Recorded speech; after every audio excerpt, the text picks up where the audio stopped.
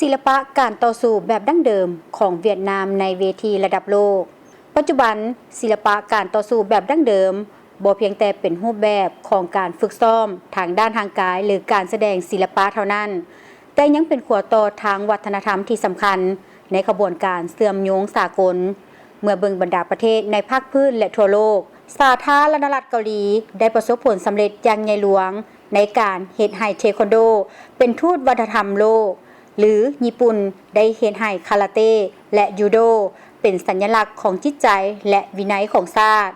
ศิลปะการต่อสู้แบบดั้งเดิมของเวียดนามถ้าลงทุนและมุ่งไปอย่างจะแจ้งแม่นหนึ่งในทรัพยากรวัฒนธรรมที่อุดมสมบูรณ์ที่มีท่าแห้งอันใหญ่หลวงในการสร้างภาพพจน์ของประเทศในงานมหกรรมศิลปะการต่อสู้แบบดั้งเดิมของเวียดนามสากลครั้งที่9นักศิลปะการต่อสู้หญิงสาวออสเตรเลียได้ว่าด้วยรูปแบบขบวนท่าที่ได้สร้างความประทับใจไว้อย่างลึกซึ้งบ่เพียงแต่จำกัดในการแลกเปลี่ยนสากลเท่านั้นจิตใจของศิลปะการต่อสู้ของเวียดนามยังได้ฝังรากฐานอยู่ในสภาพแวดล้อมของมหาวิทยาลัยในออสเตรเลียผ่านสโมสรศิลปะการต่อสู้ของเวียดนามได้ดึงดูดนักศึกษาท้องถิ่นหลายคนเช่นไกดาได้เข้าร่วมและประกอบส่วนในการส่งเสริมศิลปะการต่อสู้แห่งชาติไปสู่โลกไกดาผู้ฝึกหัดศิลปะการต่อสู้ได้บอกว่าโรงเรียนศิลปะต่อสู้เวียดนามในออสเตรเลียนี่เป็นครั้งทำอิฐที่ข้าพเจ้าได้ไปเยี่ยมยามแขวงยาลายและได้เข้าร่วมงานบุญศิลปะการต่อสู้พื้นเมืองสากลอยู่แห่งนี้ข้าพเจ้าได้พบกับครูฝึกหัดศิลปะการต่อสู้พื้นเมืองหลายคนจากประเทศต่างๆซึ่งเป็นโอกาสเฮ็ดให้พวกเขาได้แลกเปลี่ยนและเรียนรู้ผ่านภาษาของศิลปะการต่อสู้ในการแข่งขันศิลปะสโมสรศิลปะการต่อสู้พื้นเมืองแห่งชาติครั้งที่15ในปี 2026ลักษณะใหม่ที่โดดเด่นที่สุดแม่นการเข้าร่วมครั้งทำอิฐของสโมสรศิลปะการต่อสู้พื้นเมืองต่างประเทศจากโมร็อกโกสหพันธ์รัสเซียและฝรั่ง